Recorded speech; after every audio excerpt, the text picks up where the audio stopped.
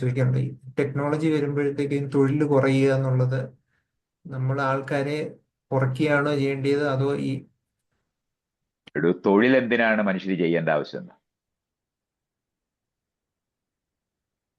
അതിങ്ങനെ ഇതാണ് ഈ രാജാക്കന്മാർ പഠിപ്പിച്ചതാണ്, എല്ലാവരും തൊഴിലെടുക്കണം എന്ന്. എന്തിനാണ് നമ്മൾ തൊഴിലെടുക്കേണ്ട ആവശ്യം? സാങ്കേതിക വിദ്യ ലോകത്തുണ്ടാകുന്നത് മനുഷ്യരുടെ ജീവിതത്തിന്റെ നിലവാരം കൂട്ടാനും അവരുടെ അധ്വാന ഭാരം കുറയ്ക്കാനുമാണ്. അല്ലാതെ ആളുകൾ തൊഴിലാളികളായിട്ട് ജനിക്കേണ്ട ആവശ്യമൊന്നും ഈ ലോകത്തില്ല. ഒരു പണക്കാരന്റെ വീട്ടിലെ ഇയാൾ ജനിക്കുന്നതെന്നുണ്ടെങ്കിൽ ഇയാൾ എന്ത് തൊഴിലെടുത്തിട്ടാണ് ഭക്ഷണം കിട്ടുന്നതും ഇയാൾക്ക് വിദ്യാഭ്യാസം കിട്ടുന്നതൊക്കെ എന്ത് ചെയ്തിട്ടാ? പറ്റിച്ചൊന്നും അതാണ് അങ്ങനെയാ മനസ്സിലാക്കേണ്ടത്.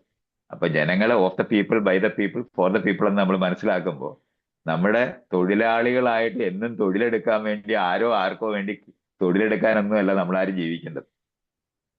ഇതൊക്കെ വിഷയം വേറെ തരത്തിൽ തന്നെ മനസ്സിലാക്കേണ്ടത്. അല്ലാതെ തൊഴില് പോകുന്ന പ്രശ്നമൊന്നുമല്ല. തൊഴിലൊന്നും ചെയ്യേണ്ട ഒരു ആവശ്യം ആർക്കും ഇല്ല. അത് പണ്ടുണ്ടാക്കിയ ഒരു സംവിധാനമാണ്. അടിമകളായിട്ട് പിടിച്ചോണ്ട് വന്നവരെ കൊണ്ട് പണിയെടുപ്പിക്കാൻ വേണ്ടി കണ്ടുപിടിച്ച സിസ്റ്റമാണത്. നിങ്ങൾ ഇഷ്ടമുള്ള കാര്യം ചെയ്യുന്നത്, ഇയാളുടെ ജീവിതത്തിന് ആവശ്യമായ കാര്യങ്ങൾ ചെയ്യുന്നതിന് ഇയാൾ അധ്വാനിക്കുന്നുണ്ടാവും. അത് തൊഴിലല്ല. കുരങ്ങ് മരത്തെ കയറുന്നത് അതിന്റെ തൊഴിലല്ല. അതിന് പഴം പറിക്കാൻ കയറുന്നതാ. അധ്വാനം എന്ന് പറയുന്നതും തൊഴിലും തമ്മിലുള്ള വ്യത്യാസമൊക്കെ അറിയണം. അല്ലാതെ ഇയാളിപ്പോ സാങ്കേതിക വിദ്യ വികസിക്കുമ്പോൾ തൊഴില് പോകുന്നു എന്ന് പറയുമ്പോൾ എന്തോ തൊഴിലാളികളൊക്കെ ലോകത്ത് വേണ്ടതാണെന്ന് ഇയാൾ വിചാരിക്കുന്നില്ലേ? അങ്ങനെയാണ് ആൾക്കാരെല്ലാരും സംസാരിക്കുന്നത്. നമ്മുടെ എല്ലാം തൊഴില് പോകും. ഇയാൾ ഒരു തൊഴിലും എടുക്കാതെ ഇയാൾക്ക് എല്ലാ സൗകര്യങ്ങളും ലഭിക്കും. ഇയാൾ അവകാശിയാണ്. ഒരു രാജ്യത്ത് ജീവിക്കുമ്പോൾ പൗരനായിരിക്കുന്ന ആളിന് അവകാശങ്ങളുണ്ട്. ഇയാളുടെ ജീവിതം നോക്കേണ്ടതിന് പരസ്പരം അങ്ങോട്ടും ഇങ്ങോട്ടും ചെയ്യുന്ന പ്രവൃത്തി കൊണ്ടാണ് നമ്മളത് ഉണ്ടാക്കുന്നത്. പങ്കുവെക്കുന്നത് വഴിയാണ് നമ്മളത് അങ്ങനെ ആകുന്നത്. അപ്പൊ നമ്മൾ ഉണ്ടാക്കുന്ന ഏത് സാങ്കേതിക വിദ്യയും നമ്മുടെ ജീവിതത്തിന്റെ നിലവാരം ഉയർത്തുകയാണ് ചെയ്യുന്നത്. അപ്പൊ നിലനിൽക്കുന്ന അധ്വാന ഭാരം കുറയ്ക്കുകയാണ് ചെയ്യുന്നത്. അല്ലാതെ ഇയാളെ തൊഴിൽ കളയുന്ന സാധനമൊന്നുമല്ല. അത് അങ്ങനെ ഇരിക്കുന്നത് ആളുകളെ ഉപയോഗിക്കാൻ വേണ്ടി ഉണ്ടാക്കിയ സംവിധാനത്തിനകത്താണ് തൊഴിലില്ലായ്മ ഉണ്ടാകുന്നത്. ഒരു ഗോത്രത്തിനകത്ത് നമ്മൾ ഹണ്ടർ ഗ്യാദറേഴ്സ് ആയിട്ട് കഴിയുമ്പോൾ ആർക്കെങ്കിലും തൊഴിലില്ലായ്മ ഉണ്ടോ? തൊഴിലുണ്ടാകുക എന്ന് പറയുന്നത് ആരോ നമ്മളെ ഉപയോഗിക്കാൻ വേണ്ടി ഉണ്ടാക്കിയപ്പോഴാണ്. കാള രാവിലെ തൊട്ട് ചക്ക കട്ടുന്നത് കാളയ്ക്ക് വേണ്ടിയാണ്. അതിനെ എങ്ങനെ പണിയെടുപ്പിക്കുന്നുള്ളതാണ്. അങ്ങനെ പണിയെടുപ്പിക്കുന്ന യുക്തികളിനകത്തൊന്നും അല്ല ഈ വിഷയമൊന്നും മനസ്സിലാക്കുന്നത്. അതുകൊണ്ടാണ് ഈ ആളുകൾക്ക് ഇത് മനസ്സിലാകാത്തത്. അതുകൊണ്ടാണ് ഇയാൾക്ക് സഹായകരമാണ് താനൊരു പിച്ചാത്തി ഉണ്ടെങ്കിൽ മരം മുറിക്കാൻ എളുപ്പമാണ് എന്നാ മനസ്സിലാക്കുന്നത്. അല്ല, ഇയാളെ തൊഴിൽ കളയുന്ന സ്ഥലമായിട്ടല്ല. അതുകൊണ്ടാണ് ഈ ആൾക്കാർ തൊഴിലാളികളായിരിക്കുന്നവര് ട്രാക്ടർ തല്ലി പൊട്ടിക്കുന്നതും കമ്പ്യൂട്ടർ തല്ലി പൊട്ടിക്കുന്നതും ഒക്കെ എത്തുന്നത് അവരുടെ ജോലി പോകുന്നുള്ള പേടി കൊണ്ടാണ്. അപ്പൊ ജോലി എന്ന് പറയുന്നത് ചെയ്യാതെ ജീവിക്കാൻ പറ്റത്തില്ല എന്ന് ആദ്യമേ ആളുകൾ കണ്ടുപിടിച്ചിട്ടുണ്ട്. അങ്ങനെയാണ് പഠിപ്പിക്കുന്നത്.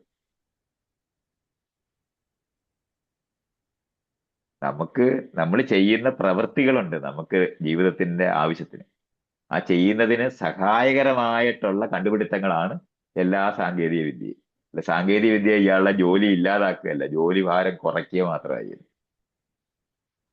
എനിക്ക് ഭയങ്കര ഇപ്പൊ 1000 പേരുടെ പണി ചെയ്യാൻ കഴിവുള്ള ബുൾഡോസർ ഉള്ളപ്പോൾ അതിന്റെ ഗുണം നമുക്ക് കിട്ടാതെ പോകുന്നതുകൊണ്ടാണ് തൊഴിലില്ലായ്മയായിട്ട് അത് അനുഭവിക്കുന്നത്.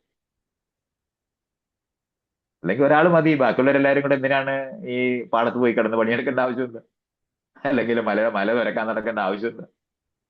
ഒന്നും ആവശ്യമില്ല. നിങ്ങളുടെ ലെഷർ ടൈം എന്ന് പറയുന്നതല്ല, നിങ്ങളുടെ ജീവിത നിലവാരം ഉയരുമ്പോൾ നിങ്ങൾക്ക് താല്പര്യമുള്ള കാര്യങ്ങൾ കൂടുതൽ ചെയ്യുന്നവരായിട്ട് നമുക്ക് മാറുക ചെയ്യും.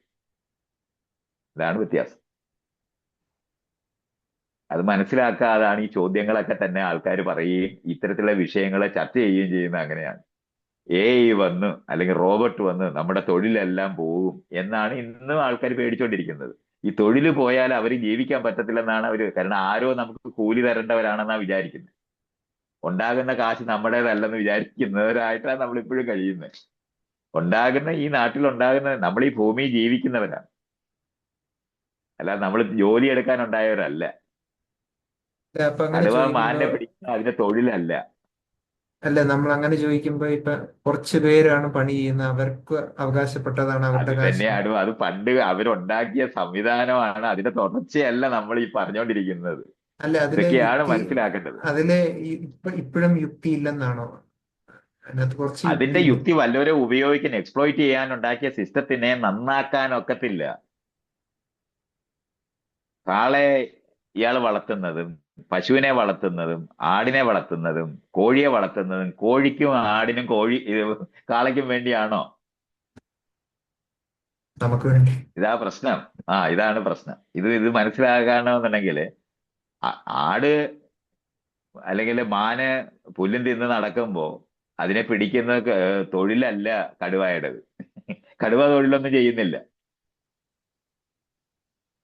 തൊഴിൽ ചെയ്യുന്ന സംവിധാനം ഉണ്ടാക്കിയത് അടിമകളെ നിയന്ത്രിക്കാനും അടിമകളെ ഉപയോഗിക്കാൻ വേണ്ടി ആൾക്കാർ കണ്ടുപിടിച്ചതാണ്. അല്ലാതെ നമ്മുടെ തൊഴിൽ കളയുന്ന പണിയൊന്നും അല്ല ഈ പിച്ചാത്തി കണ്ടുപിടിക്കുന്നതും ട്രാക്ടർ കണ്ടുപിടിക്കുന്നതൊന്നും. നമുക്ക് നമ്മുടെ ജീവിതമാണ് നമ്മളെ അസിസ്റ്റ് ചെയ്യുന്നതായിട്ട് ഇതെല്ലാം മാറും. അപ്പൊ നിങ്ങൾക്ക് താല്പര്യമുള്ള, കൂടുതൽ ആവശ്യമുള്ള ചിത്രം വരച്ചാൽ മതി.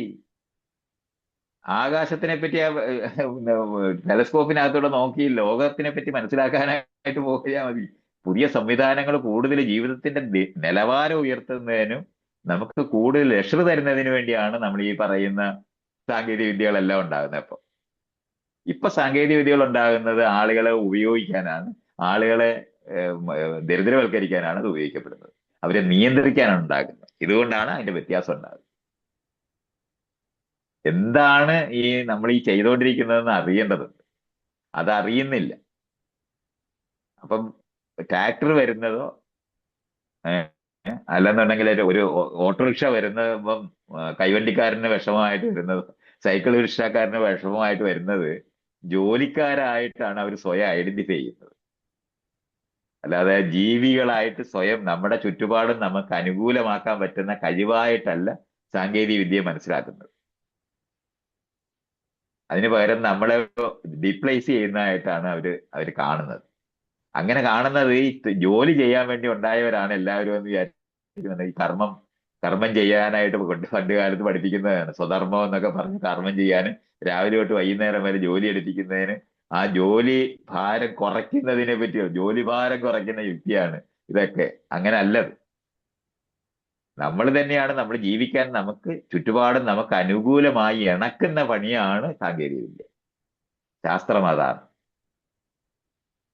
നമ്മളാണ് ഈ ജനം എന്ന് പറയുന്നതാണ് സെൻട്രലിൽ വരുന്നത് ജനാധിപത്യത്തിനകത്ത്. ഇതാണ് വ്യത്യാസം. അതിനകത്തൂടെ ഈ വിഷയങ്ങൾ കാണാൻ അറിയാത്തതുകൊണ്ടാണ് ഇയാൾ ഈ ചോദ്യം തന്നെ ഇങ്ങനെ ചോദിക്കേണ്ടി വരുന്നത്. എന്ന് ഇപ്പൊ ജോലി പോവുമല്ലോ, ആ, ജോലിക്കാരായിട്ട് ജീവിക്കണമല്ലോ, ജോലി ചെയ്യാതെ നിങ്ങൾക്ക് വരുമാനം ഉണ്ടാകത്തില്ലല്ലോ എന്നാണ് വിചാരിക്കുന്നത്. പണക്കാരുടെ വീട്ടിനകത്ത് അവരെല്ലാവരും എന്ത് ജോലി ചെയ്തിട്ടാണ് ഇതൊക്കെ ഉണ്ടാകുന്നത്? ഏഹ് അതൊക്കെയാണ് മനസ്സിലാക്കേണ്ടത്. ധനം ഉണ്ടാകുന്ന ധനം ഇൻഫ്രാസ്ട്രക്ചർ ആയിട്ട് മാറേണ്ടതുണ്ട്. അപ്പൊ ട്രെയിനിനകത്ത് നമ്മൾ യാത്ര ചെയ്യുന്നത് പെട്ടെന്ന് ഒരിടത്ത് പോയി ഒരു ജോലി ചെയ്യാനല്ല, രസകരമായി ജോലി ചെയ്യാനാണ്. നമ്മൾ അധ്വാനമാണ്. നമ്മുടെ വരുമാനം കൂട്ടുന്നത് നമ്മുടെ ജീവിതത്തിലേക്കാണ്, അല്ല വല്ലോരും കവർന്നുകൊണ്ട് പോകാനുള്ളതല്ല. ഇതാണ് വ്യത്യാസം. ഈ ഈ കേന്ദ്രം മനസ്സിലാക്കാതെ, എന്താണ് ജനാധിപത്യം എന്ന് നമ്മൾ മനസ്സിലാക്കാതെ, നമ്മൾ വിചാരിക്കുന്നത് ഈ തൊഴിലാളികൾക്ക് അവരെ റീപ്ലേസ് ചെയ്യാൻ വേണ്ടിയാണ് ഈ സാങ്കേതിക വിദ്യ വികസിക്കുന്നതെന്നാണ് വിചാരിക്കുന്നത്. ഇതുകൊണ്ടാണ് ആ പ്രശ്നം വരുന്നത്.